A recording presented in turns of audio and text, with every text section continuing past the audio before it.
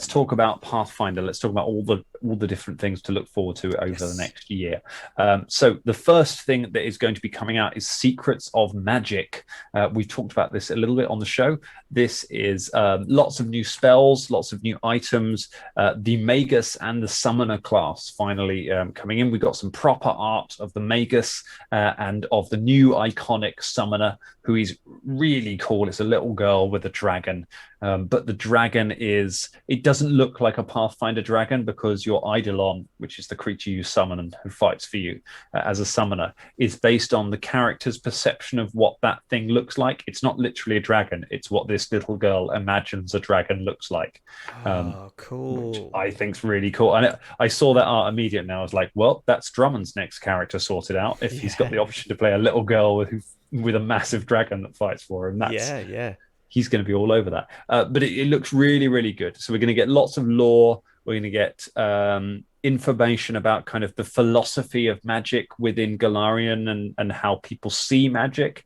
And then we're going to get rules for obscure schools of magic. So things like blood magic, Thessalonian rune magic.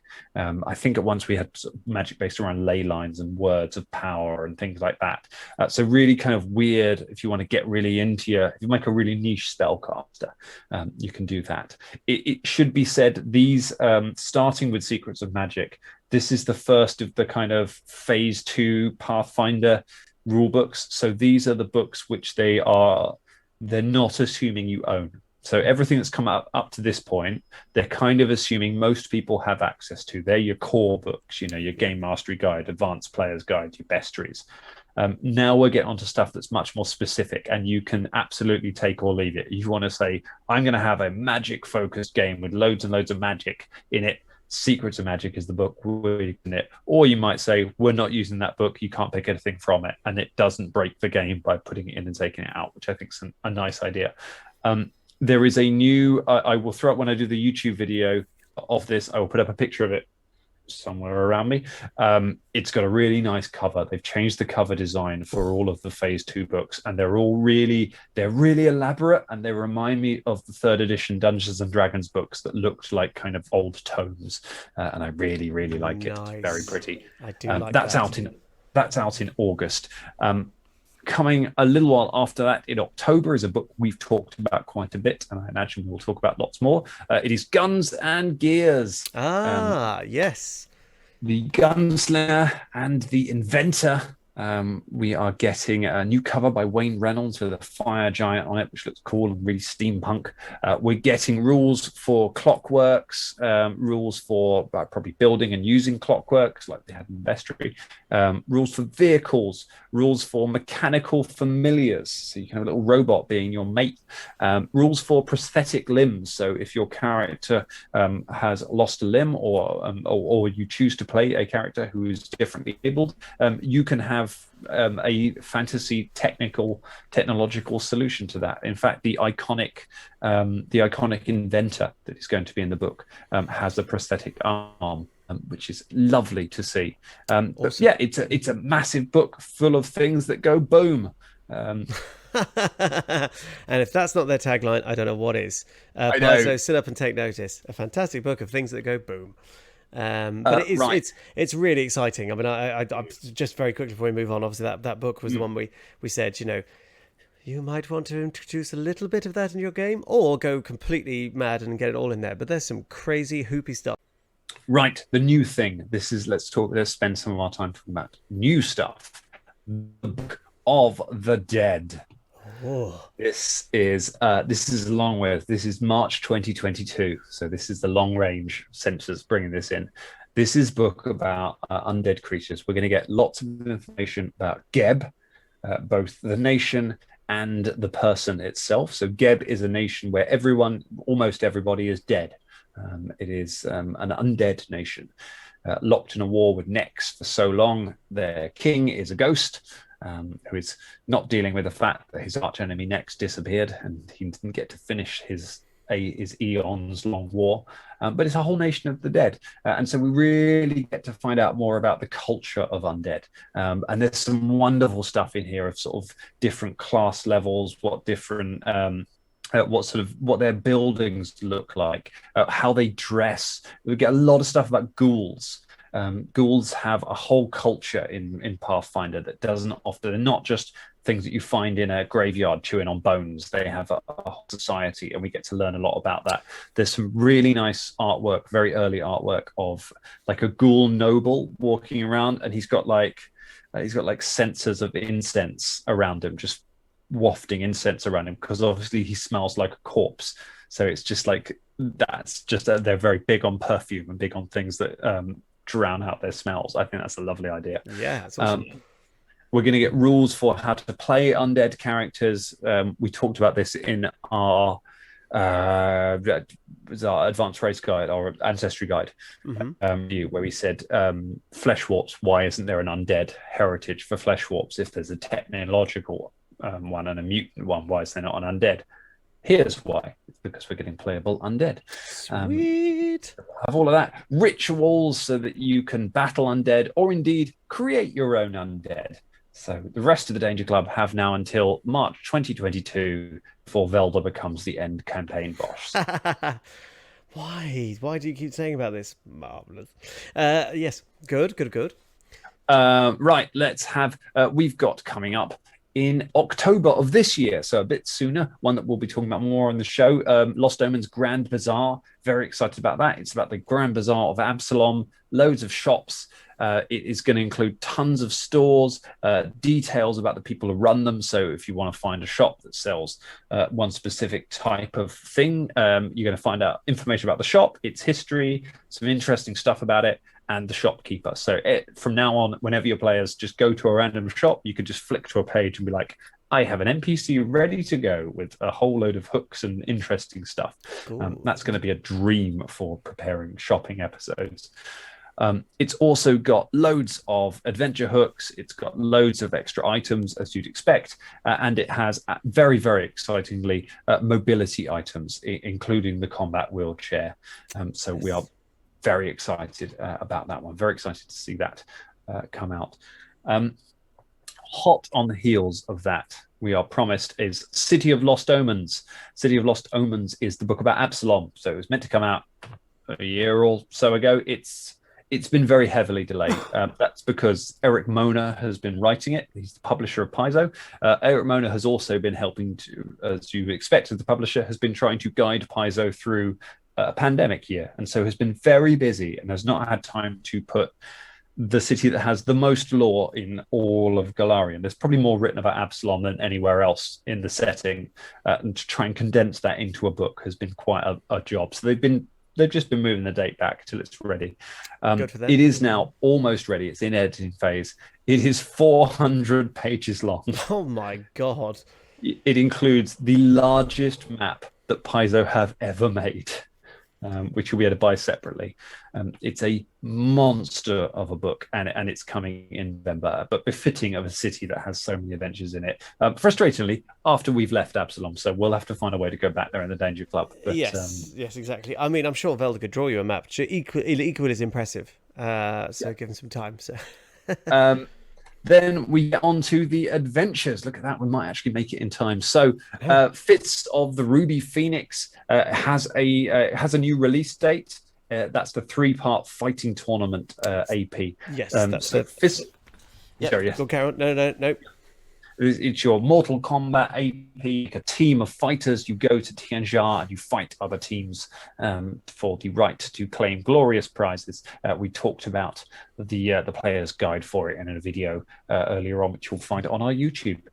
The entire AP it got delayed basically because of shipping from a mixture of probably the pandemic, I would imagine the Suez Canal, and all sorts of other things meant that the physical books didn't arrive at Paizo's warehouse when they were meant to. The solution to this is they are releasing the entire AP on July the 7th. So all 3 parts of Fists of the Ruby Phoenix will launch on that one day.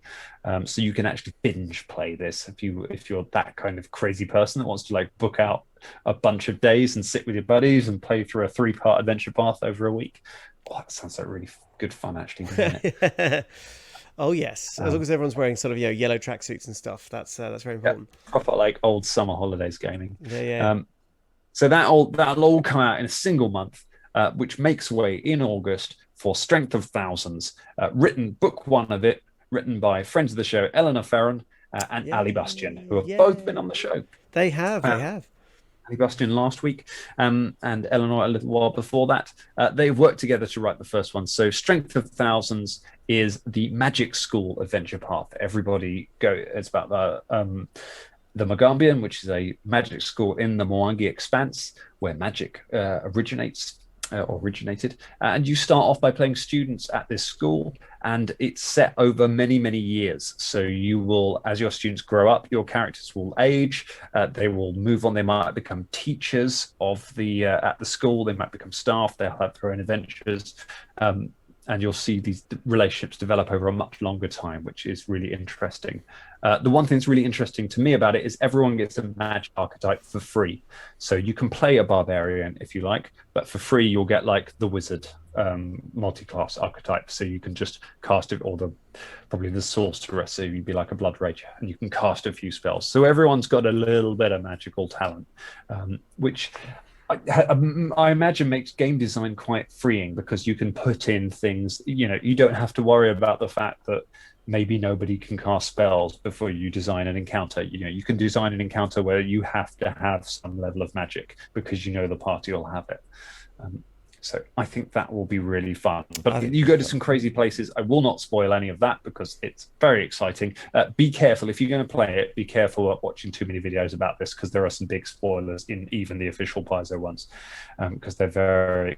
If you'd like to know a little bit more about it, check out our Ali Bastian interview from last week. We talked about it quite a bit. We did.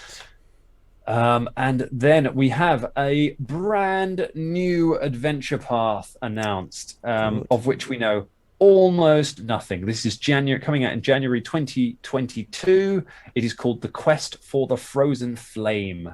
It is a 3-part adventure path set in the realm of the Mammoth Lords, which is in far northern Avestan. It's caveman times, or cave person times. It's 31,000 BC or whatever. Saber-toothed tigers, megafauna, woolly mammoths, barbarians in furs, that kind of thing. That could be really, really good fun. We don't know very much about it. They haven't really told us much about what's going on it, but it sounds like you're on a quest to preserve your tribe. That's exciting to me. The realm of the Mammoth Lords is one of the areas I've been wanting them to develop for ages, because I just think that idea of just Arctic barbarians fighting megafauna is very exciting. I think that could be as a setting. I think that could be really good fun. Definitely. Then we have Malevolence. We won't talk about Malevolence. That's already. We already did a video of Malevolence. We did a video. It's got to be quick because we're run out of time, and I've got to shoot off today. I'm afraid, everybody. Oh my god, we can get there. All right, coming October. In October this year, a one-shot adventure, Night of the Grey Death. It's set in Galt. It's a 16th level adventure. It's a high level short adventure set in Galt. I'm sure we will play it on the podcast one day, but probably not for a while if it's 16th level. Yeah, jeez. Really fun. But Galt, I really like that. Galt is the era, the French Revolution land, basically. Lots of fun stuff there. Dinner at the Lion Lodge, a one-shot by James Jacobs. That is out now. You can go to dinner, and there's a mystery involved in it. It'll take you a few hours to play. It costs $5. Nice and simple, same as Band on the Run. We'll have a go with that at some point. That should be really fun. Does sound fun. Murder mystery. I like a murder mystery, and it's a James Jacobs, so that would be a good one. Goblin firework fight. It's a party game about goblins throwing explosives at each other. It sounds really good fun. So it's not actually an adventure. It's a big old box, and it's got loads of cards. And the idea is they've been holding it back for ages to release once people can go to physical parties together. And you can play it with loads and loads of people. So it's like a board game. I have no idea what this is going to be like, but it's about goblins and fireworks and having your friends round. So I'm up for it. Yeah, definitely.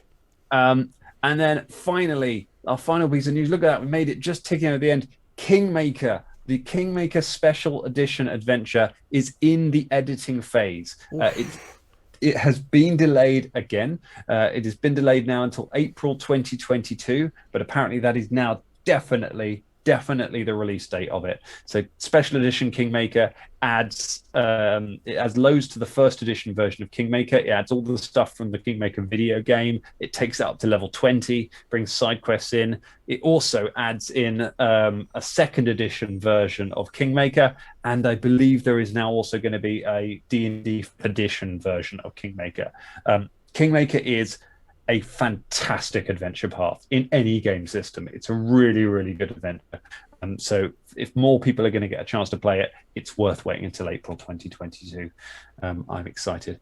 That is your Paizocon news. Whoa, well done, Dan. I mean, if you're not excited about all of that stuff that's coming out from Paizo, then just seeing Dan excited about that should be enough to get you going. Fantastic. Loads and loads of stuff there, all very exciting and a very wide range. Thank you, Dan, for that exhaustive summary of what happened in Paizocon. Really, really exciting. So keep your peepers peeled and... Yeah, certainly some very, very cool stuff coming up.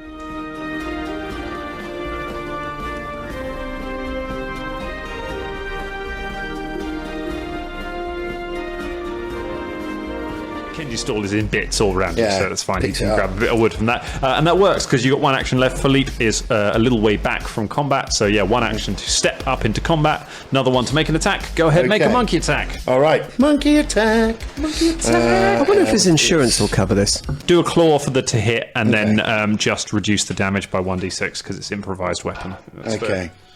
All right. Oh, wait a minute. I'll have to roll the attack first. You do. I feel like I haven't played this ever. I don't know what's happening. It's all been a dream. It's all been a dream. Okay, so 22. It was all a dream. Carry on. I used to read Word Up magazine. For some reason, my brain was like Game Master magazine. I was like, Biggie Smalls didn't read Game Master magazine. Patrick Moore up on the TV screen. He's got a silver dome. Oh my goodness, what'd you get? So 22. 22's it. 22's it.